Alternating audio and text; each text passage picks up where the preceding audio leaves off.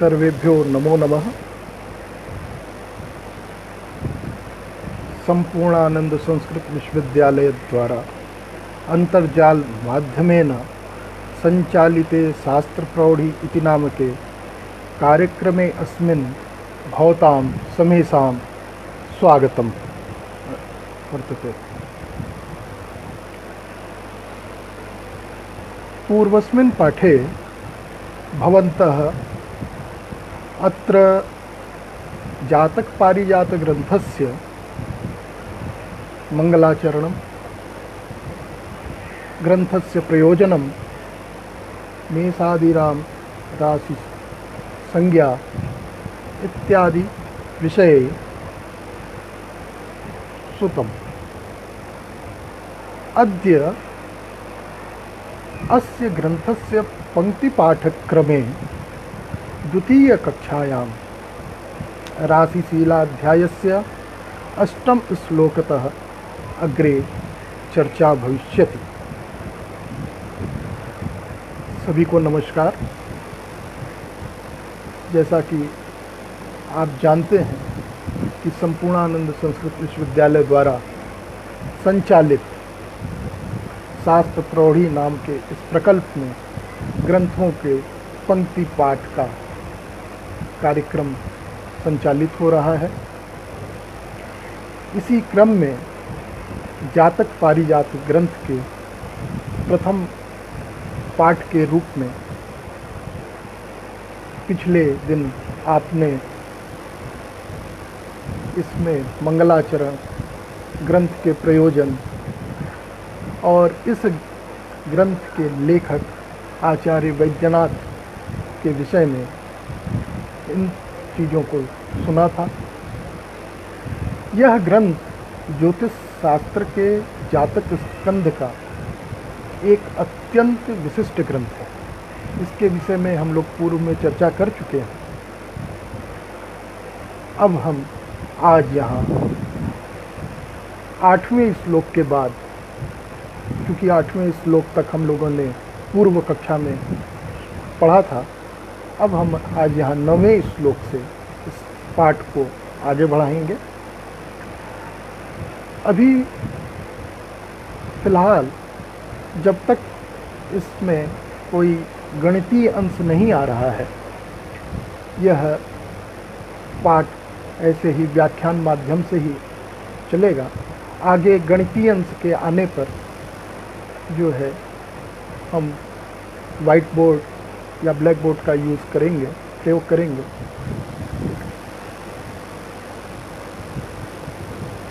वस्तुतः चूँकि यह कक्षा अंतर्जाल के माध्यम से संचालित हो रही है, इसमें कुछ तो समस्याएं हैं। जैसे आज का जो यह हम पाठ शुरू कर रहे हैं, राशियों का स्वरूप, वैसे तो इसे आपको अन्य माध्यमों से अगर हम या कक्षा में पढ़ाते तो उस स्वरूप को दिखा भी सकते थे, लेकिन यहाँ इस पर अंतर्जाल माध्यम पर दिखाना संभव नहीं है। तो इस विषय में आप केवल श्रवण करें। मैं इस क्रम को आगे बढ़ाते हुए सबसे पहले इस श्लोक का पाठ करता हूँ। व्यस्तो भयपुच्छमस्तकयुतौ मीनौ सकुंभो नरः तौली चापधरस्तुरंगजगनो नक्रो मृगास्यो भवेत् वीणाढ्यं सगदं नृयुग्म अबला नौस्थास सस्यानला शेषा स्वगुणाविधान सदृशा सर्वे स्वदेशाश्रयाः। अत्र मीनादीनां स्वरूपवर्णनम् अस्ति। सर्वप्रथमं मीनराशेः स्वरूपं कथयन्ति आचार्यः। किं? मीनौ अर्थात द्वौ मत्स्यौ व्यस्तोभयपुच्छमस्तकयुतौ अन्योन्यं मुखपुच्छसम्मिलितौ यथा भवतः तद्रूपं मीनराशेः गेयम्। अर्थात आचार्य कह रहे हैं कि मीन राशि का स्वरूप क्या है, तो बताते हैं कि दो मछलियाँ विपरीत रूप से परस्पर एक दूसरे की ओर मुख और पुच्छ करके, प्रथम का पुच्छ द्वितीय के मुख की ओर और द्वितीय का पुच्छ प्रथम के मुख की ओर, इस प्रकार से जो अगर हम दो मछलियों को स्थापित करें या रखें तो जो स्वरूप बनता है वह स्वरूप है मीन राशि का। सकुंभो नरः, कुंभ राशि है स्वरूपम किमस्ति स्कंधावधृत रिक्त कलशो नरो यथा तथा कुंभ राशि केयः, अर्थात एक कोई पुरुष जो एक घड़े को अपने कंधे पर धारण किए हुए है, ऐसा जो स्वरूप है वह कुंभ राशि का स्वरूप है। तौली ही तुलावान पुरुष इव तुला राशि ही, तुला राशि का स्वरूप क्या है? तो कहा कि एक जो तौली अर्थात जो वणिक है वह अपने हाथ में तुला तराजू लिए हुए है, तो ऐसा जो स्वरूप है यह तुला राशि का स्वरूप है। चाप धरस तुरंग जघनो अधस्ताद अश्वजघन चतुष्पाद उपरि स्टाद हस्त गृहीत चाप इव धनुराशि ही, अर्थात नीचे आधा शरीर जो है घोड़े का, चतुष्पाद चारों पैरों समेत जो है घोड़ा, और ऊपर आधा शरीर हाथ में धनुष लिए हुए पुरुष, इस प्रकार से जो स्वरूप है, ऐसा जो स्वरूप है वह स्वरूप है धनु राशि का। नक्रः मकर राशि ही मृगास्यः, नक्र अर्थात मकर राशि, मकर राशि है स्वरूपम किम, कहा मृगा अस्यः मृगमुख मकरस्य मुख इव सद्र इव मकर राशि, मगरमच्छ जो है उसके मुख के समान मकर राशि का स्वरूप बताया गया है। कहा वीणाढ्यम सगदम नृयुग्ममिति, कहा जो नृयुग्म है अर्थात मिथुन, उसमें क्या है नृयुग्मम, नृयुग्मम स्त्री पुमांसो, वीणाढ्यम सगदम स्त्री समीना पुमान सगदो यथा तथा मिथुन राशि ही, अर्थात एक स्त्री और एक पुरुष साथ में, और किस स्वरूप में, स्त्री हाथ में वीणा को धारण किए हुए और पुरुष जो है गदा को धारण किए हुए है, इस प्रकार का जो स्वरूप है वह स्वरूप जो है मिथुन राशि का स्वरूप है। अबला अर्थात कन्या, नौस्था सस्या नला, सस्यम चा अनलम च ताभ्याम सह वर्तमाना नौकस्थाः कन्येव, कन्या राशि का स्वरूप बताते हैं कि एक जो है कन्या नौका में स्थित अर्थात बैठी हुई, जिसके हाथों में धान्य और अग्नि दोनों है, इस प्रकार से जो स्वरूप है वह स्वरूप जो है कन्या राशि का है।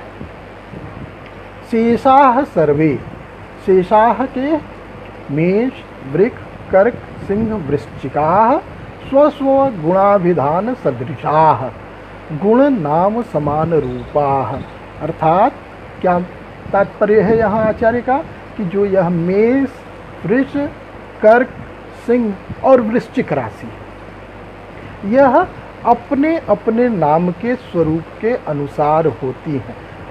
यथा मेषो मेष समान रूपो वनेश्चरश्च, जैसे मेष राशि है, यह मेष जो भेड़ है उसके ही समान स्वरूप वाली, और उसका जो स्थान है वह वन में है, तो कहा कि ये वन में चरने वाली राशि। वृखो वृखाकारः, वृख जो है जो बैल है वह बैल के स्वरूप के, वृख राशि जो है बैल के स्वरूप की है।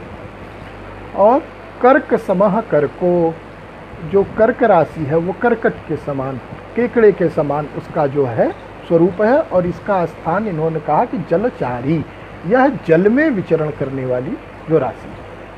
सिंह केसरी, कहा सिंह के समान जो है सिंह राशि का स्वरूप है, जो शेर है, सिंह है, उसी के समान सिंह राशि का स्वरूप है। और ये आरण्य में अर्थात वन में निवास स्थान है इसका, यह वन में रहने वाला। वृश्चिको वृश्चिकः, वृश्चिक जो है बिच्छू के समान जिसका स्वरूप है, इसी प्रकार से यह राशियां हैं। तो यह 12 राशियों का इन्होंने स्वरूप बताया है।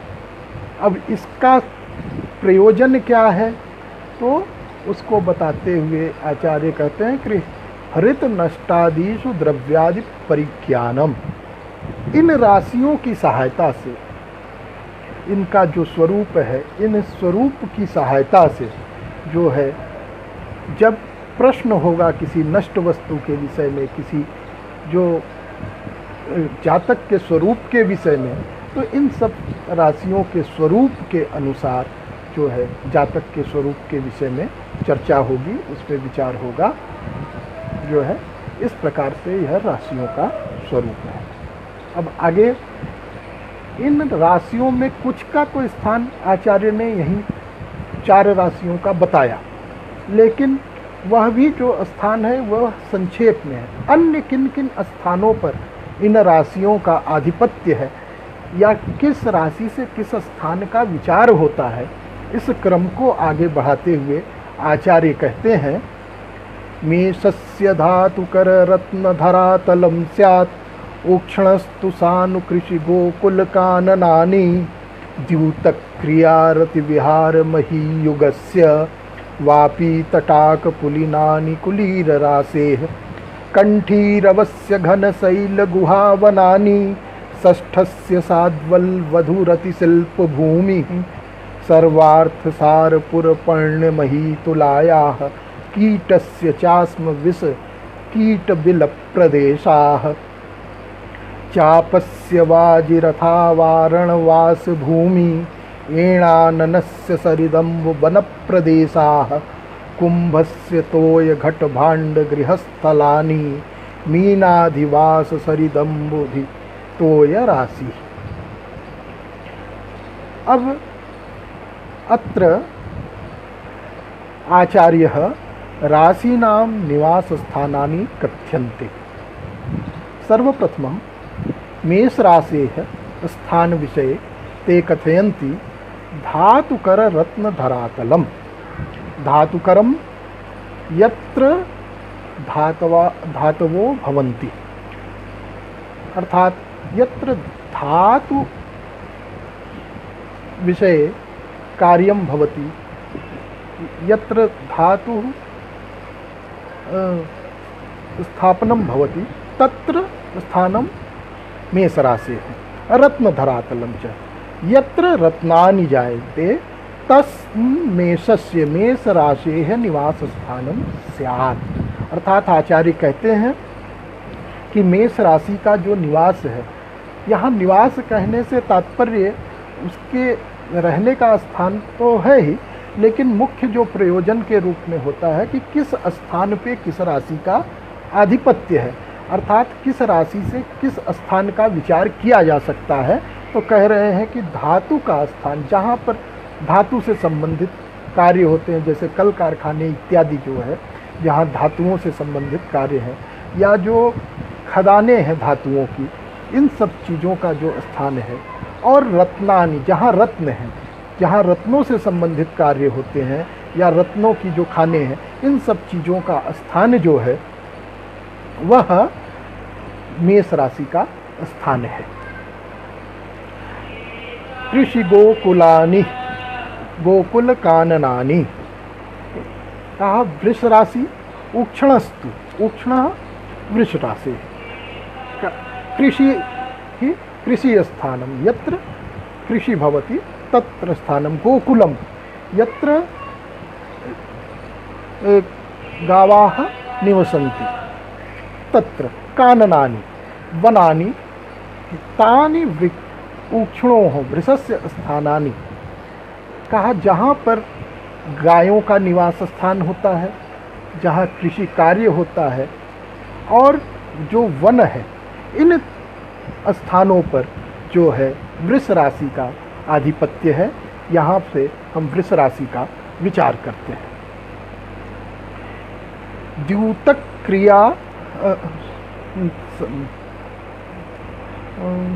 नहीं छूट वापी तटाक पुलिनानि कुलीर राशि। कुलीर राशि है कर्क द्यूतक क्रिया रति विहार मही युगस्य। युगस्य युग राशि है मिथुन राशि है। स्थानानि द्यूत स्थानम रति स्थानम विहार। द्यूतस्य यत्र द्यूत क्रीड़ा भवति रतिः स्त्री पुंसो रहस्य क्रीड़ा स्थानम विहारो विहरणम तेषां मही भूमिः युगस्य मिथुन राशेः स्थानम। अर्थात जिस स्थान पर जो जुए का कार्य होता है, जो जुआ घर, कैसीनो, जिसको आज के वर्तमान समय में कैसीनो के नाम से सभी लोग अभिहित करते हैं, रति स्थान जो स्त्री पुरुष के एकांत स्थान है, और विहार स्थान जो घूमने के स्थान है, टहलने के स्थान है, इन सब पर जो है मिथुन राशि का प्रभाव होता है। अर्थात इन स्थानों का विचार मिथुन राशि के माध्यम से होता है। वापी तटाक पुलिनानि कुलीर राशि है। कुलीर राशि है। कर्क राशि का जो स्थान है वह कहाँ है, तो बता रहे हैं कि वाप्यो दीर्घिकाः तटाकाः जलाशयः तेषां पुलिनानि तट प्रदेशाः कुलीर राशेः कर्कस्य स्थानानि। जो तालाब हैं, बड़े तालाब हैं, जलाशय हैं, उनका जो किनारा है, उनके जो स्थान है, उनके किनारे के जो देश हैं, वह सब जो है कर्क राशि के स्थान के रूप में आते हैं। कहा कंठीरवस्य घन शैल गुहा वनानि। कंठीरव अर्थात सिंह। सिंह का स्थान क्या है, कह रहे हैं घन शैल गुहा वनानि।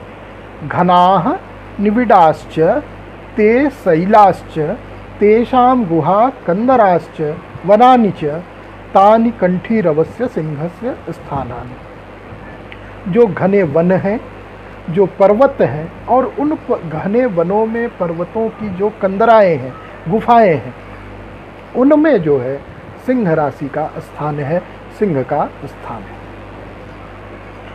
षष्ठस्य साध्वल वधुरति स्वल्प भूमि। षष्ठस्य कन्या राशि है। षष्ठ राशि है, कन्या राशि है। स्थानम साध्वल वधुरति स्वल्प भूमि। साध्वलः शादाः सास्पाण्यस्मिन् देशे इति साध्वलः। सस्प श्यामल भूमिः वधु स्त्री रतिः स्त्री पुंसोः कीड़ा शिल्पम रचनादिकम तेषां भूमिः षष्ठस्य कन्या राशेः स्थानम।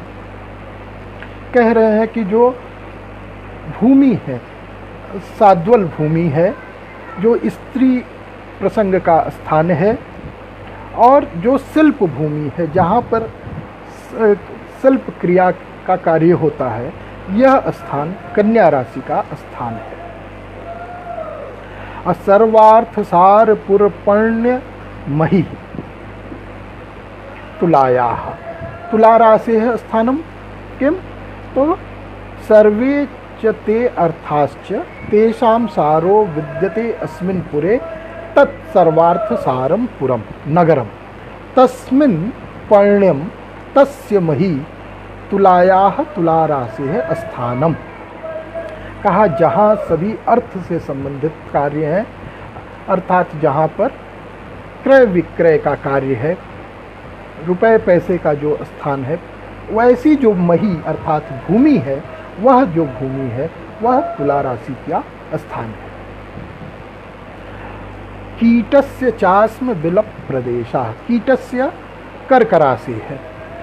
अश्माः पाषाणः विषम गरलम कीटा कृमयः तेषां विलप प्रदेशाः गर्तानि कीटस्य वृश्चिक राशि स्थानानि, अर्थात जो पत्थर है, जो जहाँ पर विष का स्थान है और जहाँ कीड़े रहते हैं, कीट रहते हैं, और जो बिल वाले प्रदेश हैं, उन सब जगहों पर वृश्चिक राशि का स्थान बताया गया है।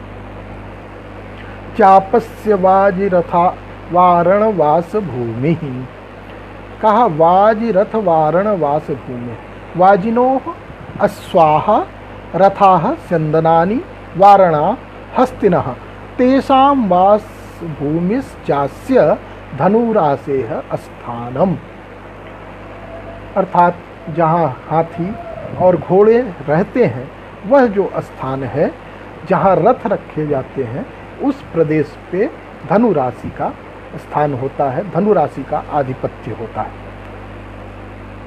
एणाननस्य सरिदम्ब वन प्रदेशाः, सरितानां नदीनां अम्बूनि जलानि वन प्रदेशा आरण्यानि तानि एणाननस्य मकरस्य निवास स्थान।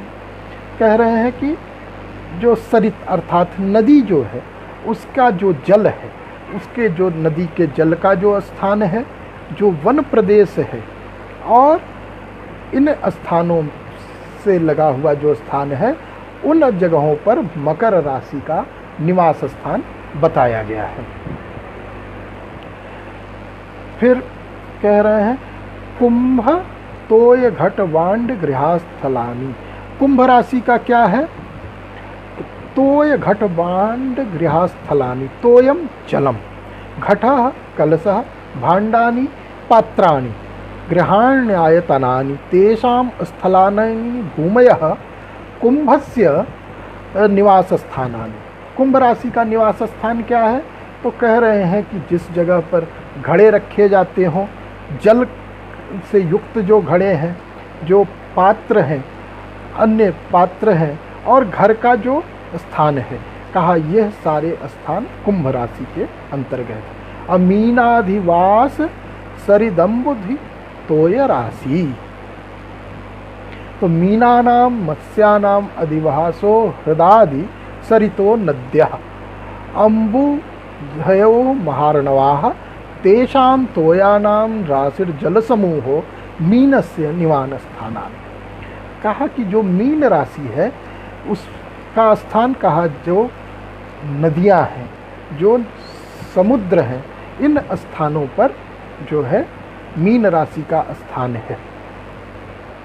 अब यह जो राशियों का जो स्थान बताया आचार्य ने, इसका जो प्रयोजन है उसको बताते हुए कहते हैं कि प्रसवादिदेश परिज्ञानम हृत नष्टादौ द्रव्यादि स्थिति परिज्ञाने, अर्थात इन चीज़ों का जो हम प्रयोग है वह प्रसव का स्थान, अर्थात किसी जातक का प्रसव स्थान क्या है, देश किस देश से व्यक्ति संबंध रखता है या किस देश से उसे लाभ होगा, इन सारी चीज़ों के ज्ञान में, और जो कोई वस्तु अगर कहीं खो गई है, गिर गई है, तो वह कहाँ पर हो सकती है, कहाँ पर उसका स्थान हो सकता है, इन सब चीज़ों का विचार हम इस राशियों के स्थान के माध्यम से करेंगे।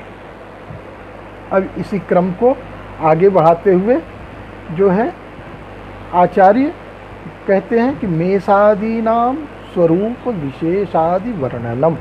अब राशियों का जो विशेष स्वरूप है, क्योंकि एक स्वरूप तो पूर्व में आचार्य बता चुके, अब जो उनमें जो है उनके स्वरूप में भी कुछ क्या विशिष्ट विशेषताएं हैं, वो जो विशिष्टताएं हैं उसको बताते हुए कहते हैं फिर ह्रस्वा गो अज घटा समाम नृयुक् चापान्त्य कर्कटकाः दीर्घा वृश्चिक कन्यका हरितुला मेषादि पुंग्योसितौ प्रागादि क्रिय गो नृयुक् कटक भान्येतनि कोणान्विता न्याहु क्रूर शुभौ चरस्थिर तद्वंदानि तानि क्रमात्। अर्थात कह रहे हैं कि गो अज घटाः ह्रस्वाः, गो अर्थात वृषः, अज अर्थात मेषः, घटाः कुंभाः, ह्रस्वाः लघुकायाः भवन्ति वा एते लघुकायाः सन्ति। किम जो मेष राशि है, वृष राशि है और कुंभ राशि है, यह स्वरूप में इनका जो स्वरूप है वह ह्रस्व अर्थात छोटा बताया गया है। यह स्वरूप में छोटी होती है। समाह मृग नृयुक चापांत करकटकाः, करकाटकाः। कह रहे हैं कि मृग अर्थात मकर, मिथुन, धनु, मीन, कर्काः, समाः समकायाः। समकायाः तात्पर्यं किं? नाति दीर्घाः नाति ह्रस्वाः। अर्थात आचार्य कहते हैं कि मकर, मिथुन, धनु, मीन और कर्क यह सम स्वरूप की राशियां हैं। अर्थात इनका जो स्वरूप होता है वह सम होता है। अर्थात ये राशियां न तो बहुत छोटी होती हैं और न बहुत बड़ी होती हैं। दीर्घाः वृश्चिक कन्यका हरितुला। जो दीर्घ स्वरूप की हैं वे कौन कौन है? तो कह रहे हैं कि वृश्चिक कन्यका हरितुलाः दीर्घाः सन्ति, दीर्घाः बृहत्कायाः सन्ति। अर्थात वृश्चिक राशि, कन्या राशि, हरि अर्थात सिंह और तुला राशि, यह जो राशियां हैं ये दीर्घकाय बड़े शरीर वाली होती हैं, बड़े शरीर की होती है। अब आगे कह रहे हैं मेषादि पुंज्योषितौ। इसी क्रम में स्वरूप आचार्य ने बता दिया। फिर इन राशियों को जो 12 राशियां हैं आचार्य 2 भागों में विभक्त करते हैं। कहते हैं मेषादि पुंग योषितौ। पुंग अर्थात पुरुष, योषित अर्थात स्त्री या जो है स्त्री। तो कहते पुंग योषितौ पुरुष वनिते यथा मेषो पुमान, वृषः स्त्री, मिथुनम पुमान, कर्क स्त्री, एवं विधा मेष मिथुन सिंह तुला धनु कुंभा नरराशयः, वृख कर्क कन्या वृश्चिक मकर मीनाः स्त्री राशयोः गेयाः। मतलब क्या है कि जो प्रथम राशि मेष राशि है वह पुरुष राशि, द्वितीय वृष राशि स्त्री राशि, फिर पुनः मिथुन पुरुष, कर्क स्त्री, इस क्रम से। और अपने समझने के लिए हम अगर जैसे गणित में संख्याओं को कहते हैं सम और विषम, तो जो है पहली राशि विषम होती है, या एक संख्या विषम संख्या है, 2 संख्या सम है, या वे सारी संख्याएं जो 2 से विभक्त हो जाती हैं अर्थात जिनमें 2 का पूरा भाग चला जाता है उसको हम सम राशि बोलते हैं, और जो संख्या 2 से विभाजित न हो उसे विषम राशि कहते हैं। तो जितनी भी विषम राशियां हैं वे सब पुरुष राशियां हैं, और जितनी भी सम राशियां हैं वे सब स्त्री संज्ञक राशियां हैं। यह मात्र संज्ञा के क्रम में है, ऐसा नहीं है कि वह स्त्री या पुरुष ही है। आगे इनका हम देखेंगे कि विभाजन इसका प्रयोजन क्या है। फिर कह रहे हैं कि प्रागादि क्रिय गो नृयुक कटक भान्येतानि कोणान्विता। इसका क्या मतलब हुआ? तो ये कह रहे हैं कि प्राग पूर्वादि दिशेर्येषां तानि प्रागादीनि च क्रिय गो नृयुक कटक भानि प्रागादिक क्रिय गो युक कटक भान्येतानि कोणान्वितान्याहु। अत्रेदं मुक्तं भवति स्वकोणे नवपंचमेन सहितानि क्रियः मेषः गो वृषः नृयुक मिथुनः कटकः कर्कः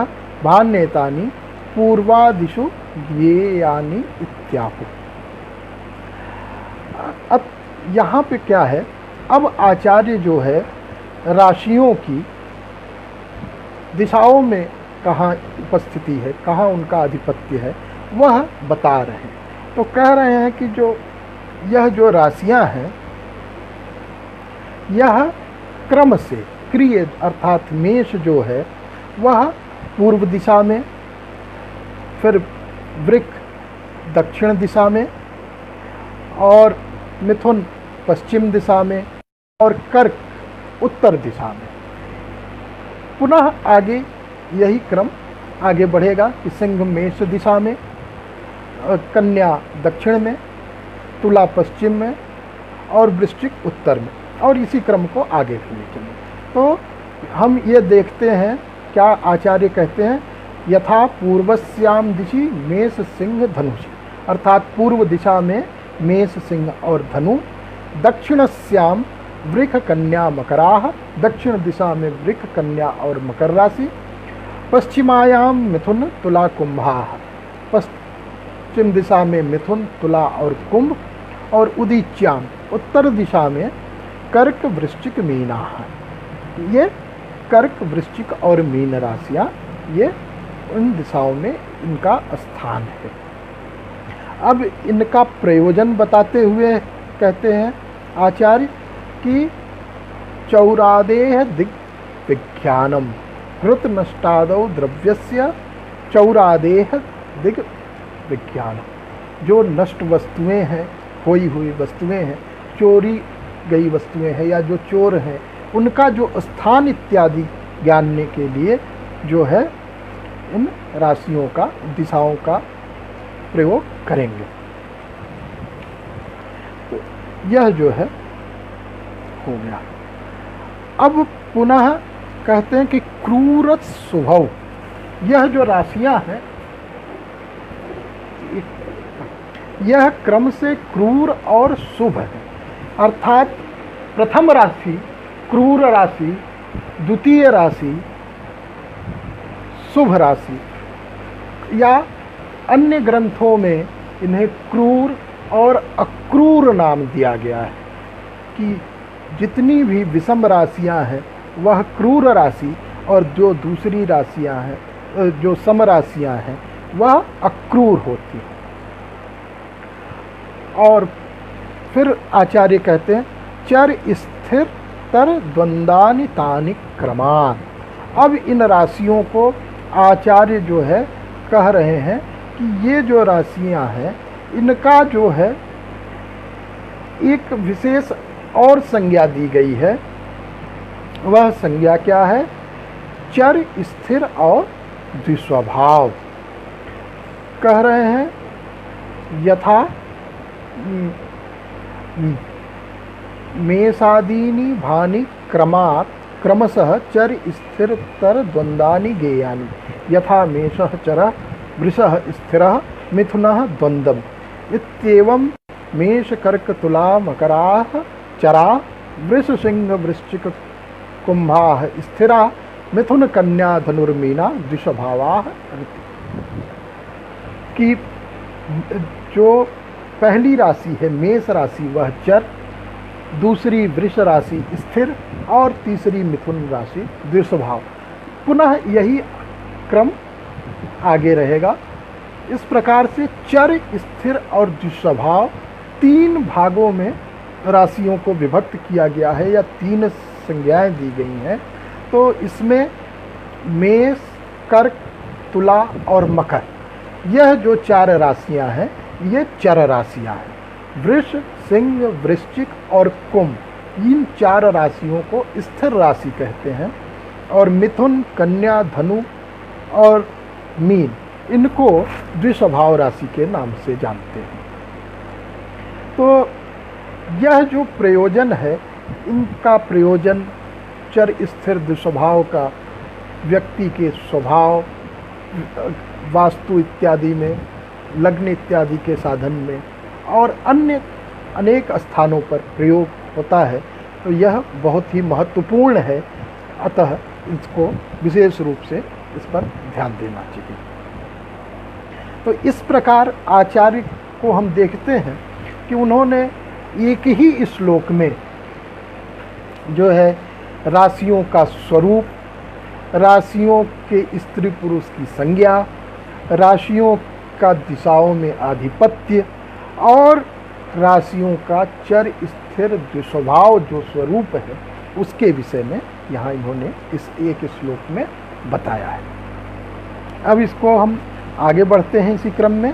अब राशियों का बल बताते हुए आचार्य कहते हैं, वीर्योपेता नृषि वृक्ष नृयुक कर्कि चापा जनक्राह हित्वा युग्मं भवनम अपरे पृष्ठपूर्वोदयाश्च शेषा शीर्षोदय दिनबला श्रेष्ठता राशयस्ते मीनाकार द्वयम उभयतः काललग्नम समेति। अब यहाँ आचार्य कह रहे हैं कि अत्र राशि नाम उदय व्यवस्था बल समयम च निर्दशी वीर्योपेता इति वृक्ष नृयुक कर्कि चापाजनक्रा, अर्थात वृक्ष मिथुन कर्क धनु मेष मकराः निशिः रात्रौ वीर्योपेताः बलिनो भवन्ति।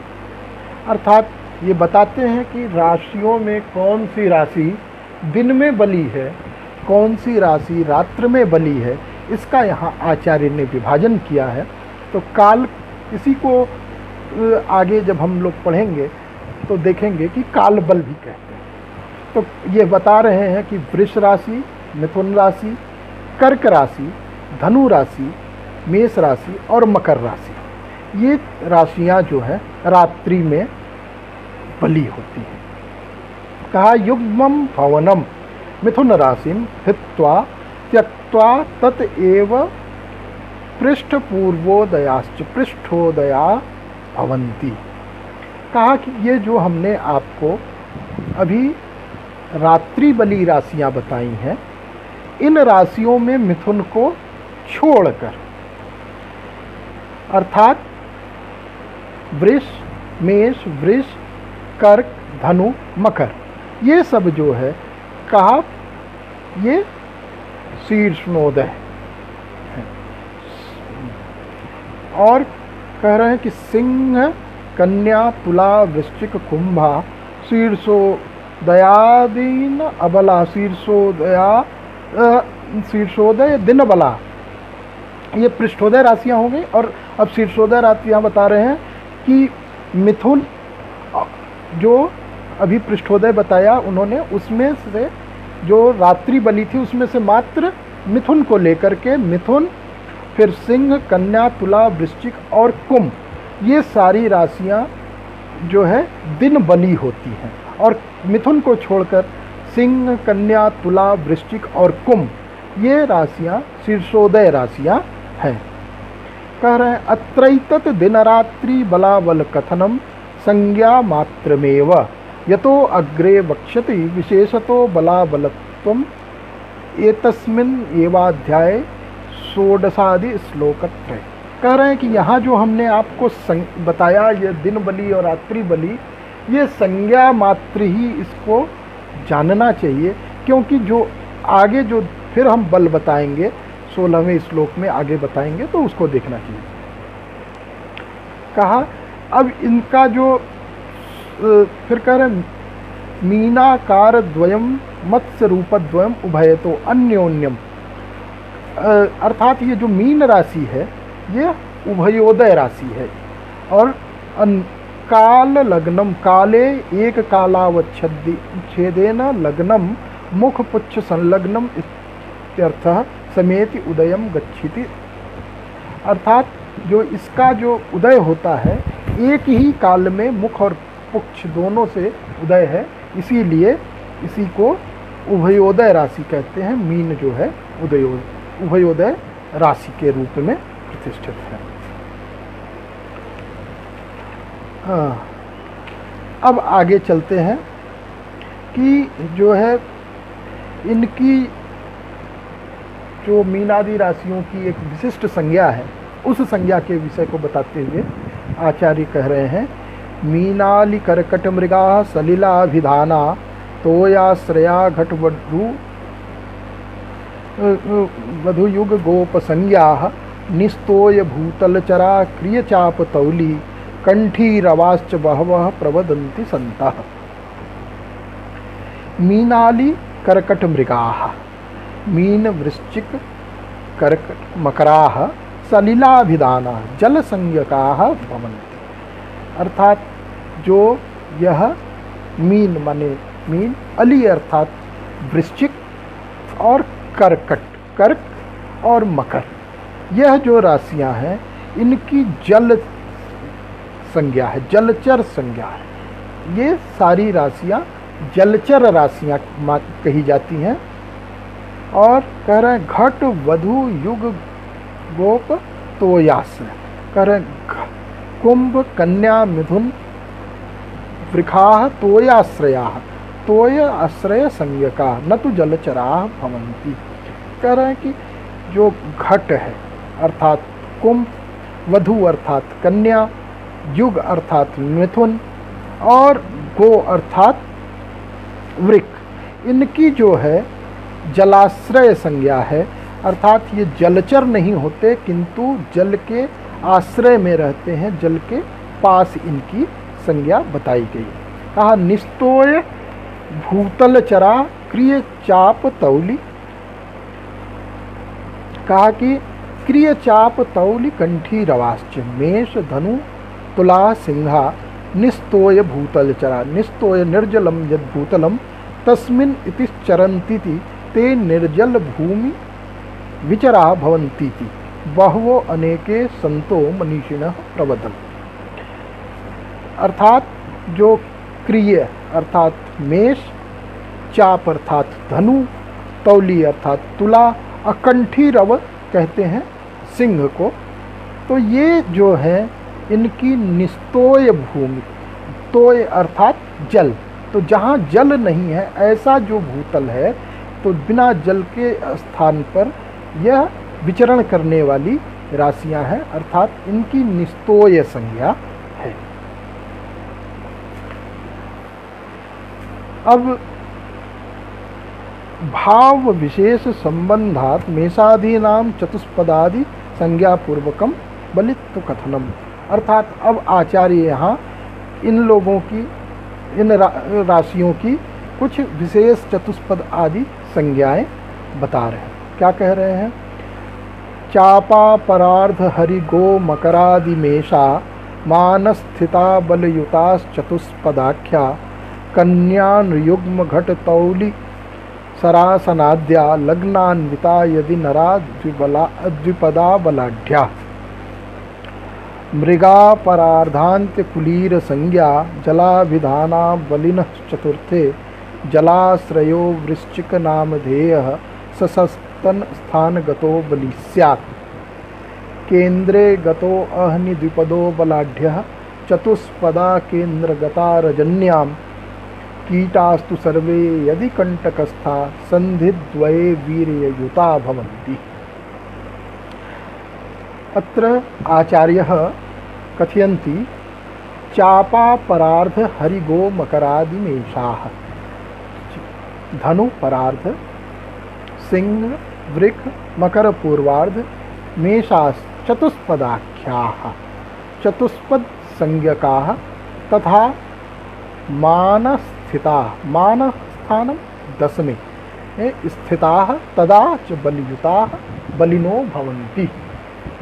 अर्थात आचार्य कहते हैं कि धनु का परार्ध, अब यहाँ यह विशेषता है कि राशियों को उनके दो हिस्सों में विभक्त करके आचार्य, अब ये राशियों को हम विभक्त कैसे करेंगे?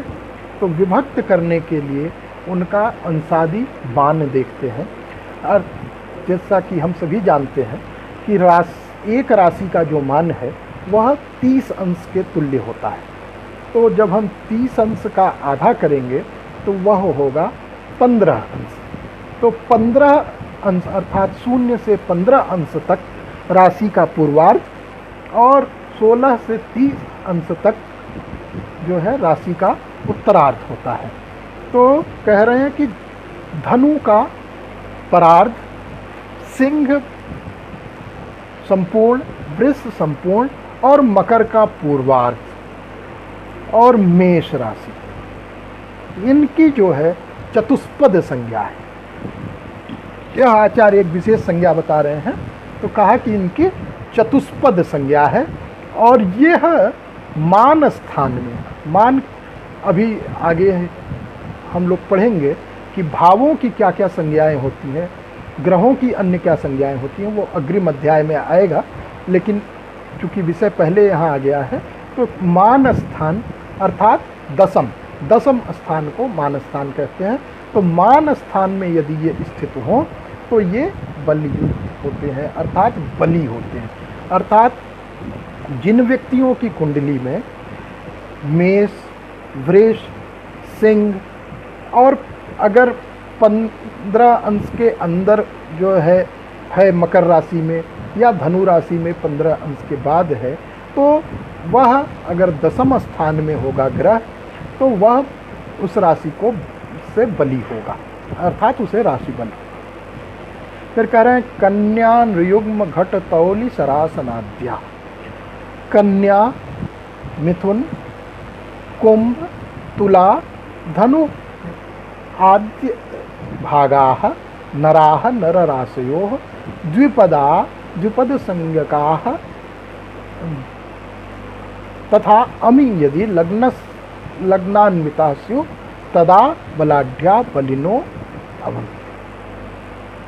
कहा कि जो कन्या है, मिथुन है, कुंभ है, तुला है और धनु का आद्य भाग, प्रारंभ का भाग, इनकी जो है, इनको नर राशि कहते हैं। और इन अब यहाँ पे आप देखेंगे तो पूर्व में अभी पुंग स्त्री जो बताया था पिछले श्लोक में कि पुरुष संज्ञक और स्त्री संज्ञक है राशियाँ, उससे यह बिल्कुल भिन्न है। क्यों? क्योंकि वहाँ पे कन्या को जो है स्त्री संज्ञक बताया गया है, लेकिन यहाँ कन्या को ये नर राशि कह रहे हैं। तो इसको हमें ध्यान में रखना होगा, इस चीज़ का जो है ध्यान में रख करके हम देखेंगे। तो इन राशियों की यह नर संज्ञा है, इसीलिए यहाँ पुरुष संज्ञा नहीं नर संज्ञा किया और कहा द्विपदाख्या, ये द्विपद हैं। और यदि ये लग्न में हो तो बली होती है। फिर कह रहे हैं मृगा परार्धांत कुलीर संज्ञा मकरोत्तरार्ध मीन कर्काः जलाभिधानाः जलचर संज्ञकाः तथा चतुर्थ भावे बलिनो भवन्ति। कौन कौन? कह रहे हैं कि मकर राशि का उत्तरार्ध, मीन, कर्क, इनकी जो है जलचर संज्ञा है और यह चतुर्थ भाव में बली होते हैं। वृश्चिक नामधेयो वृश्चिक राशि जलाश्रय संज्ञका तथा सप्तम स्थानगतो बलि स्यात् सप्तमे भावे वृश्चिको बलवान इत्यर्थः। और जो वृश्चिक राशि है वह जलाश्रयी है और वह सप्तम स्थान में होने पर ही बली होती है।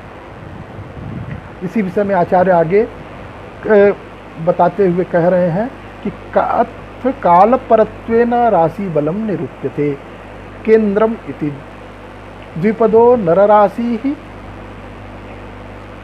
केंद्रम लग्न चतुर्थ सप्तम दशम भावानाम अन्यतमम गतो अवस्थितो अहनि दिने बलाढ्यो भवति केंद्रवर्ती नरराशि दिने बलि इत्यर्थः।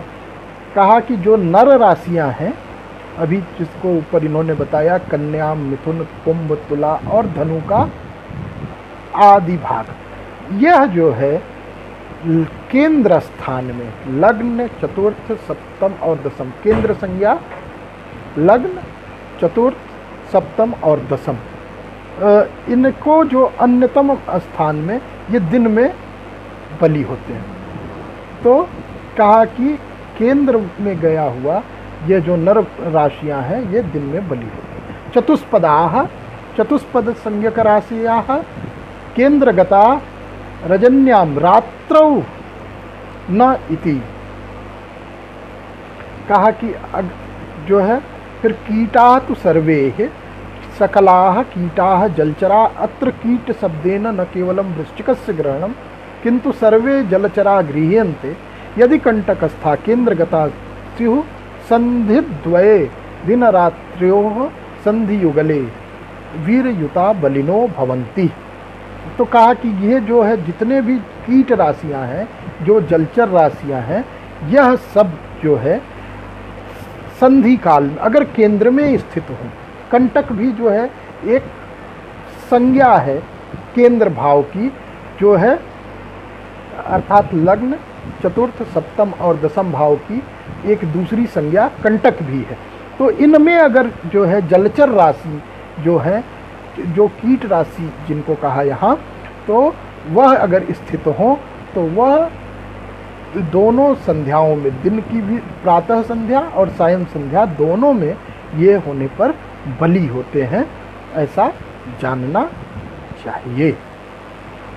आज के लिए बस इतना ही रखते हैं और अग्रिम पाठ में विगत कक्षा जो बुधवार को थी वो अपरिहार्य कारणों से नहीं हो पाई थी, लेकिन अग्रिम बुधवार को हम लोग इसके आगे का पाठ सुनेंगे। और ये चीज़ यहाँ हम आपसे कहना चाहते हैं कि ये जो विषय है अभी मात्र संज्ञाओं का है, या एक राशियों की जो विशेषताएं हैं उनको कैसे हम समझेंगे, उनको कैसे पहचानेंगे, अभी इस क्रम में आचार्य उसी को बताते चल रहे हैं। लेकिन यह जो विषय है यह अत्यंत महत्वपूर्ण विषय है, क्योंकि आगे जो भी फलादेश है, जो भी जातक के गुणों का हम वर्णन करते हैं, स्वरूप इत्यादि बताते हैं, उन सभी जगहों पर इस राशि के स्वरूप, स्थान इत्यादि का बार बार प्रयोग होगा। अतः इनको स्मरण रखना आवश्यक है। तो जितना संभव हो इनको एक चार्ट के माध्यम से अलग अलग लिख करके, तैयार करके, मेरा विशेष रूप से जो हमारे साथी हैं आचार्य कक्षा के, उनसे मैं कहना चाहता हूँ कि इसको अपना एक नोट्स बनाते चलें, जो उन्हें आगे परीक्षा में भी कार्य देगा और यहाँ पर भी जो है उनके लिए उपयोगी सिद्ध होगा उसको समझने में। और क्योंकि बार बार जब ये शब्द प्रयुक्त होंगे, आगे श्लोक आएगा नर राशि है, तो वहाँ तुरंत नर राशि शब्द से हमें यह ध्यान रखना पड़ेगा कि कौन कौन सी राशियाँ आ रही हैं। जैसे उससे नर राशि कहते ही कन्या, मिथुन, कुंभ, तुला और धनु का आदि का भाग ये आएगा ही। और बार बार जो ग्रंथ में आगे व्याख्या है वहाँ पर ये व्याख्याएं नहीं होंगी, तो इसलिए इनको यथासंभव जितना हो सके स्मरण कर लें। इन्हीं शब्दों के साथ मैं अब अपनी वाणी को विराम देता हूँ। सभी का धन्यवाद।